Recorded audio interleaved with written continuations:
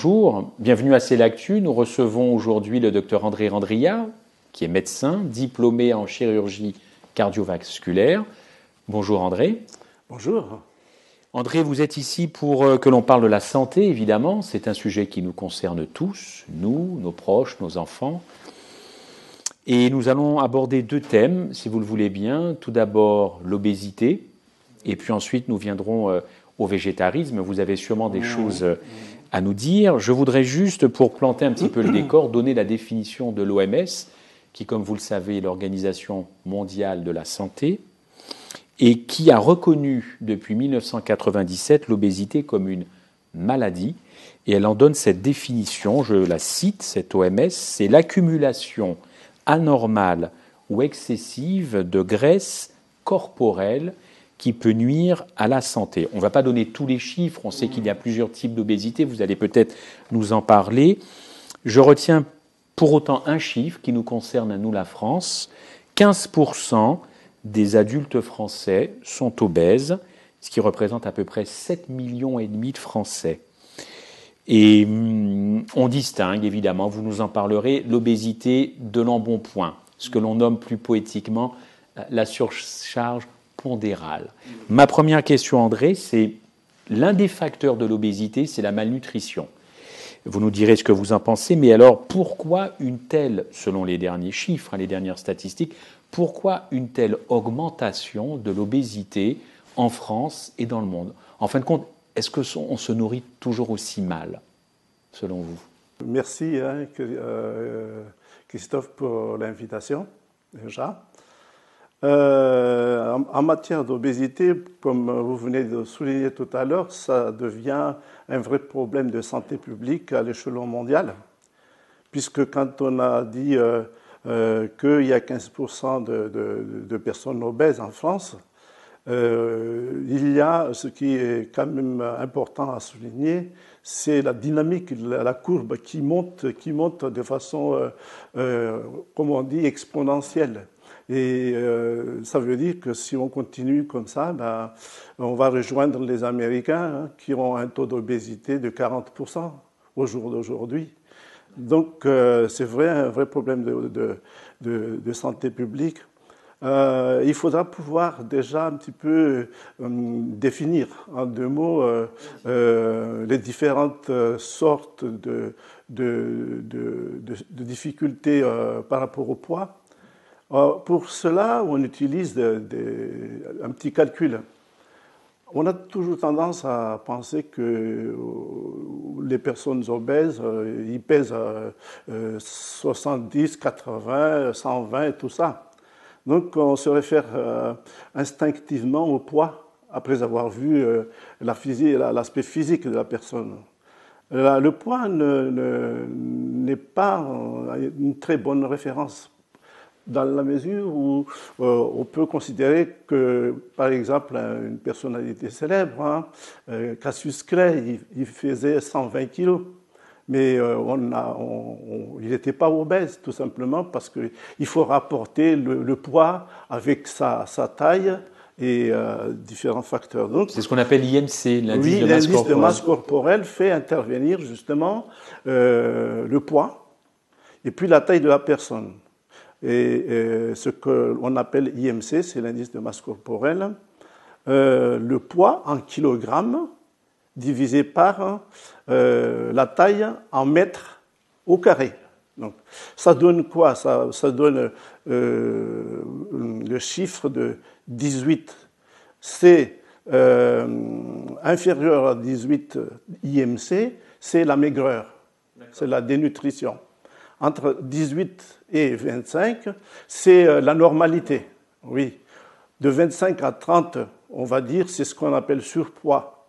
Et au-dessus des 30, il y a ce qu'on appelle l'obésité. De 30 à 35, obésité. Au-dessus des 35, c'est une obésité sévère.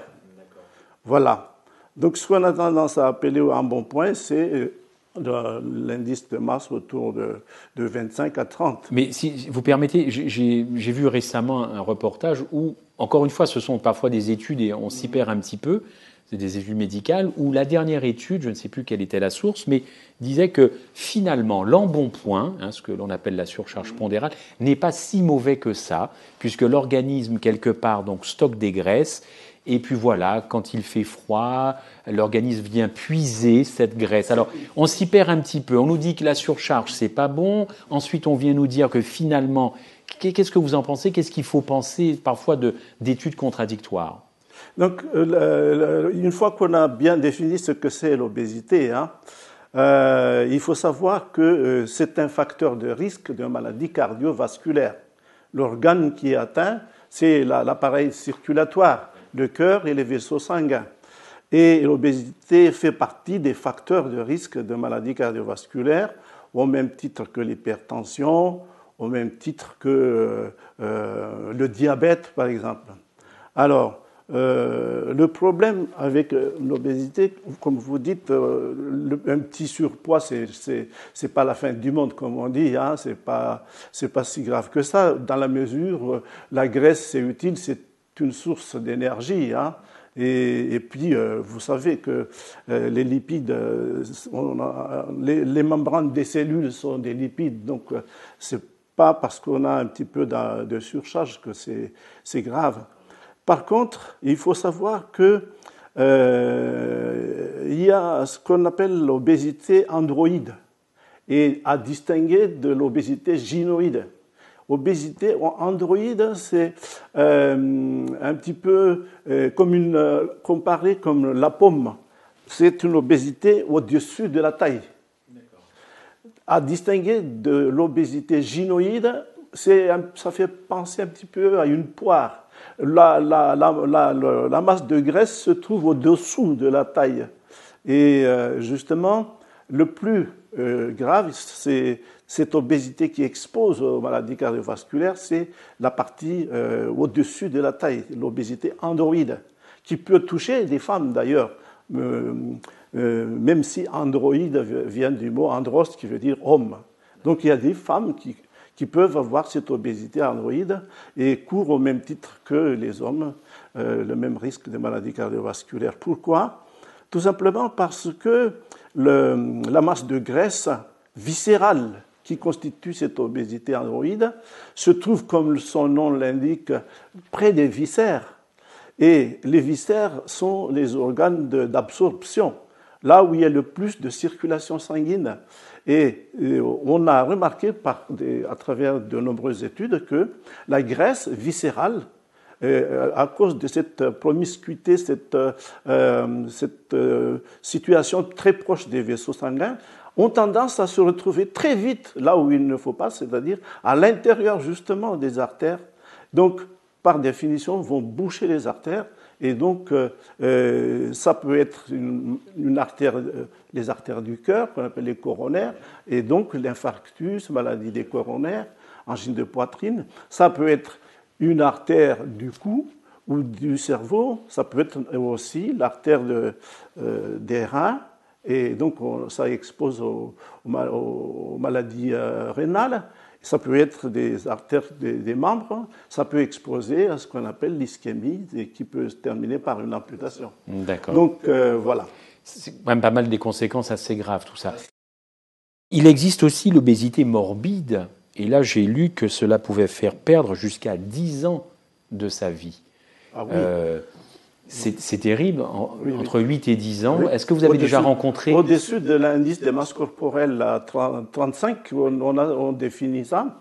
Eh bien, tout simplement, Christophe, c'est qu'il faut savoir que si pour un individu qui fait 1m70, on va dire que cet individu pèse autour de 70 kilos.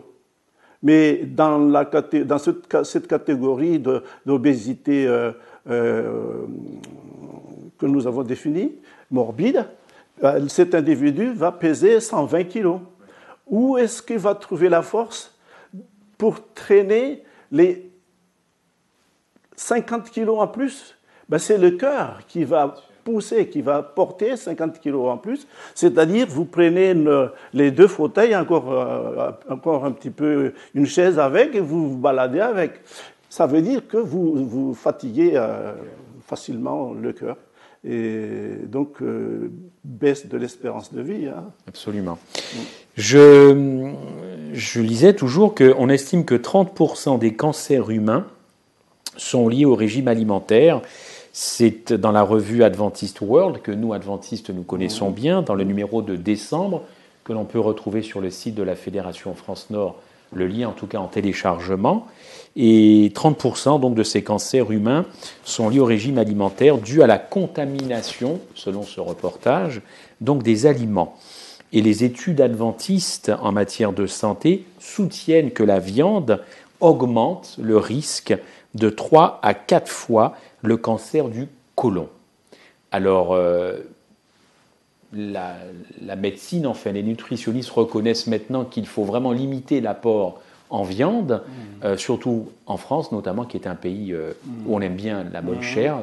Est-ce qu'effectivement la viande c'est aussi devenu aussi nocif que ça pour augmenter, notamment chez les hommes, le cancer du côlon? Tout d'abord, avant de répondre à ces questions, je reviens un petit peu sur les méthodes d'évaluation de l'obésité. En France, il y a une méthode très simple aussi qui est utilisée, c'est la mesure du tour de taille. Voilà. Pour un homme, il ne faut pas que ça dépasse 101 cm et pour une femme, 88 cm. Après avoir répondu à ça, donc ça permet aussi de pouvoir définir l'obésité avec l'indice de masse corporelle et tout ça. S'agissant du cancer d'origine alimentaire, je vais déjà revenir un petit peu sur l'obésité déjà. L'obésité déstabilise notre corps au point de vue hormonal. Et par exemple, il y a une production excessive d'hormones, par exemple féminines, l'œstrogène. Il y a un excès d'œstrogène qui est un facteur de risque reconnu et de cancer du sein, par exemple. Donc voilà, je relie un petit peu le cancer et l'obésité. Tout à fait. On peut faire cette jonction, oui. cancer-obésité. L'obésité peut générer différents cancers. Oui. Mais il faut aussi ne pas occulter le problème majeur aussi de l'obésité, c'est le diabète. La plupart du diabète qu'on appelle type 2, c'est-à-dire diabète de surcharge, vient du mode alimentaire aussi. Donc le diabète, c'est aussi un facteur de risque de maladies cardiovasculaires, entre autres. Donc voilà, j'insiste un petit peu lourdement sur les méfaits de l'obésité. Maintenant, le cancer alimentaire, il est clair que, par exemple, rien qu'en parlant des colorants alimentaires, par exemple, on sait très bien qu'il y a pas mal de colorants qui entraînent des mutations au niveau du génome de nos cellules et à l'origine du cancer. Mais à part ça, la viande, surtout classiquement la viande rouge, qui a une réputation d'être à l'origine de cancer du côlon. Ce qu'il faut savoir, c'est que la viande, aujourd'hui, les animaux sont nourris pas comme avant. Les paysans, les producteurs, les éleveurs ne sont pas tenus de respecter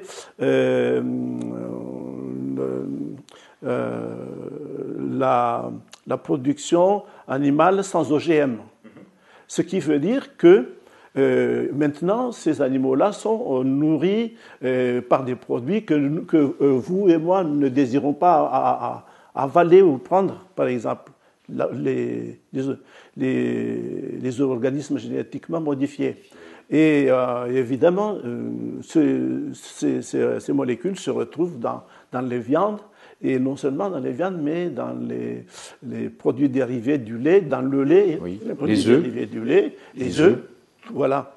Ce qui fait que nous ne sommes pas à l'abri des effets secondaires de ces OGM. Mais il n'y a pas que l'OGM. on connaît très bien, on a encore la cicatrice de la maladie de vache folle. Oui, Creutzfeldt-Jakob. Creutzfeldt-Jakob, qui a été, si vous voulez, le résultat d'une façon pour les éleveurs de nourrir les bêtes avec des produits animaux. Voilà.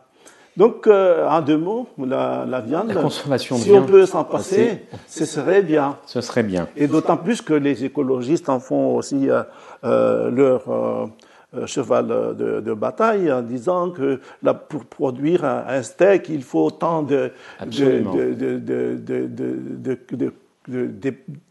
dépenses en carburant, oui. Origine de pollution, et ainsi de suite. Tout à fait. Et absolument. Puis les vaches produisent du méthane à la viande,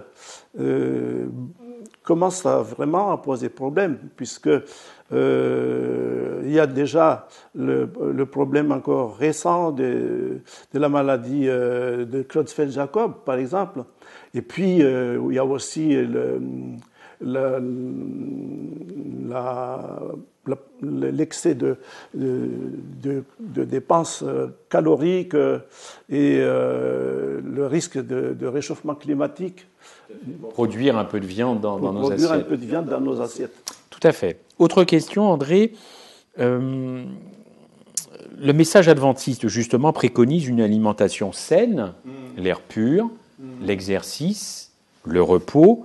Et pourtant, on rencontre dans nos églises, et sûrement vous, dans la vôtre, des cas, effectivement, ou d'obésité, ou de surcharge pondérale. Alors, quel décalage? On constate quand même qu'il y a un petit souci. Il y a un message qui date de très très loin, le message de la santé, le message adventiste, et vous devez rencontrer des gens qui souffrent justement. Alors, pourquoi ce différence, ce décalage, selon vous?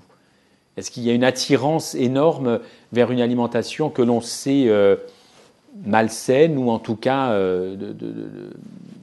Est-ce que vous pouvez nous expliquer ça? Oui. Alors, c'est clair que les adventistes ont été des pionniers en matière de réforme sanitaire. Hein. Et quand je visitais un de nos sites aux États-Unis où il y avait nos pionniers, il y avait des salles de sport. Et ils faisaient beaucoup de sport. Il n'y a pas longtemps, il y avait un article dans le journal Le Monde où on pouvait lire, vers les années 1900, il y a environ 6 heures d'exercice physique par personne. Les Français faisaient de l'exercice physique aux environs 6 heures par jour. Et aux environs des années 2000, presque plus rien. Donc, l'inactivité physique, tout simplement, tue, tout simplement. Le fait de ne pas bouger, de la sédentarité, c'est en quelque sorte l'équivalent d'un gros fumeur aussi. On n'en pense pas, mais il y a vraiment une comparaison à prendre. Le facteur de risque d'un fumeur et le facteur de risque d'une personne sédentaire qui privilégie l'inactivité physique, c'est les mêmes. D'accord. Donc l'addition de tous ces facteurs fait qu'effectivement on peut déclencher à tout moment. Donc la meilleure façon de faire, c'est de bouger. On nous conseille de faire une demi-heure de marche par jour, ou 5 à 10 000 pas. Alors, il suffit à ce moment-là de s'acheter un petit appareil qu'on appelle le podomètre. Oui, puis pour savoir la distance. On met ça sur le poignet, et autour de 5 000 à 10 000 pas par jour, c'est déjà honnête. Mais vous savez que quand on a dit on est pionnier, maintenant, non seulement on était pionnier par rapport aux luttes contre le tabagisme, mais par rapport au sport, à l'exercice physique. Maintenant, vous pouvez lire des articles. Récemment, la ville de Strasbourg avait décidé de faire la promotion du vélo. Et ils étudient même la possibilité de faire rembourser les séances de vélo. Donc là-dessus, on a de quoi être fier, parce que nous, on est très en avance. Le décalage, j'y reviens, c'est parce qu'on est ce qu'on appelle on fait partie de l'homme sécularisé. Il y a la télé le soir, il y a les boissons énergétiques, il y a le stress, et ce qui fait que ce sont tous des facteurs de risque d'obésité. Quand on ne bouge pas assez parce qu'on est derrière l'écran de télé, on boit des aliments, des boissons trop riches en énergie, et puis on ne bouge pas assez, on est facilement exposé.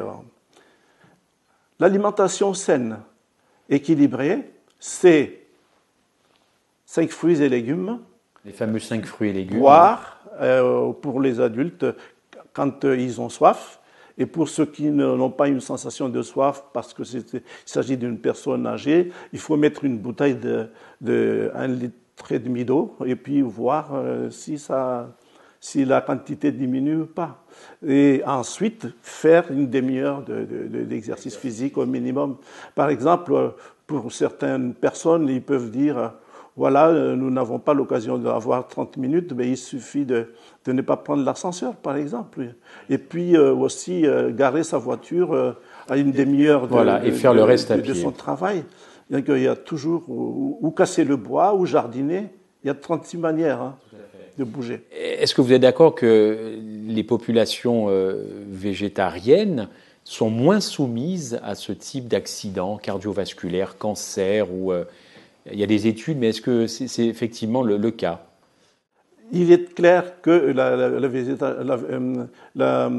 végétarisme est un atout majeur pour une alimentation équilibrée et saine. Mais j'ai quand même rencontré pas mal, surtout aux États-Unis, quand j'ai l'occasion d'y aller, rencontré des végétariens qui pèsent 150 kilos. Parce que c'est le problème d'appétit aussi qui joue là-dedans. Mais dans l'ensemble, vu que la viande nous expose à des problèmes majeurs et les produits laitiers, les œufs et tout ça, eh bien, moi je pense que nous ne pouvons pas faire l'économie du végétarisme et biologique de préférence. D'accord. Biologique de préférence. Alors justement, vous êtes là aussi parce qu'au mois de septembre, dans une revue qui s'appelle Biocontact, c'est intitulé « Poisson et végétarisme ». Alors je lis effectivement, c'est un médecin nutritionniste qui a écrit cet article et qui dit « L'étude de cohorte des adventistes du 7e jour, ayant suivi plus de 10 000 végétariens pendant 21 ans, donc c'est presque une étude épidémiologique, a montré une mortalité globale de 17% moindre chez les végétariens par rapport à une cohorte comparable d'omnivores, prouvant scientifiquement qu'il était possible de s'abstenir de manger aussi de poisson. Nous connaissons des végétariens, effectivement, qui mangent du poisson, mais ce médecin nutritionniste dit qu'il est possible aussi de s'abstenir de poisson. Qu'est-ce que vous en pensez ? Ensuite, je vous dirai pourquoi, mais vous connaissez peut-être... L'histoire, c'est que le poisson, c'est quand même une source de protéines assez importante. Et la graisse de poisson est une source de vitamine D. Et vous savez que la vitamine D est de plus en plus évoquée aujourd'hui comme une bonne vitamine qui nous permet de prévenir un certain nombre de cancers. Et les Français manquent de vitamine D. Manquent de vitamine D. La vitamine D, aujourd'hui, est très relancée au devant de la scène pour la prévention d'un certain nombre de cancers. Le problème avec les poissons, c'est que, surtout les gros poissons carnivores, il y a une surcharge de métaux lourds. De métaux lourds. Il en fait état. Et effectivement, ça change la donne. Et moi, je serais d'accord que si on pouvait chercher la vitamine D et les protéines ailleurs, c'est de faire l'impasse de cet aliment-là. Tout à fait. Bon, c'est peut-être difficile à certains de se passer à la fois de viande et de poisson, ça peut peut-être se comprendre, mais là, ce médecin nutritionniste, effectivement, voilà ce qu'il dit, voilà le principal intérêt donc des poissons, c'est qu'ils contiennent des oméga 3, ça je ne vous apprends rien, mais qu'effectivement, eh bien, on peut remplacer ces protéines de poisson par d'autres sources de protéines végétales que l'on trouve donc dans les légumes lentilles, fèves, haricots secs, soja, céréales et des fruits oléagineux, les noix, les amandes et les noisettes. Il fait état de ces métaux lourds qui se retrouvent de plus en plus et que nous, après injection de ces poissons, bien, nous stockons ces métaux lourds. La consommation des produits de la pêche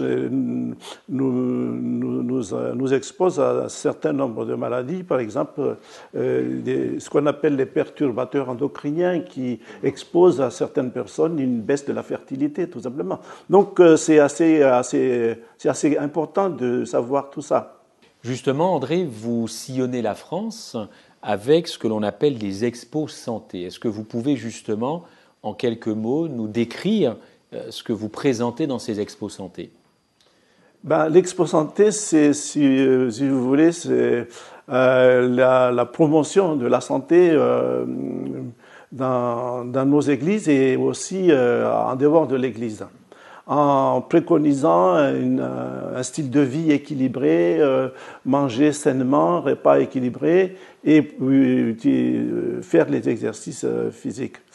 Ces expos santé, c'est ce qu'on appelait avant New Start, mais modernisé, plus généreux et convivial, parce que c'est une invitation lancée pour un grand public et dans laquelle participent carrément des gens qui sont à l'extérieur de notre Église. Par exemple, récemment, j'ai eu à Épinal la dernière expo santé que j'ai pu faire, c'était au mois de décembre 2012 à Épinal, et ça a été organisé dans une station de ski à Gérardmer, où l'expo a été donnée dans un supermarché, ce qui a donné suite à une conférence qui a été réalisée à la mairie de Gérardmer, que j'ai eu l'honneur de présenter à Gérardmer, à la mairie de Gérardmer. Et il y avait pas mal de gens de notre église et venus d'ailleurs qui ont assisté, qui ont rempli la salle. D'accord. Donc on voit bien que c'est un sujet, la santé, qui touche tout le monde. C'est un sujet qui attire, qui intéresse. Oui. Très bien. Merci André en tout cas pour ces éclaircissements à la fois sur l'obésité, qui est un fléau évidemment, qui peut toucher tout le monde. Je précise que, vous l'avez cité, le plus grand pays où il y a des obèses, c'est les États-Unis, et j'ai vu que le Mexique était en 2e position, et que la Chine c'est une maladie contagieuse, est en train, effectivement, alors c'est une pandémie, même si ce n'est pas une maladie infectieuse, l'obésité, et que la Chine est actuellement en train effectivement de voir grandir énormément l'obésité. En tout cas, merci pour ces éclaircissements, et rendez-vous très bientôt dans C'est l'actu pour un autre invité. Merci André.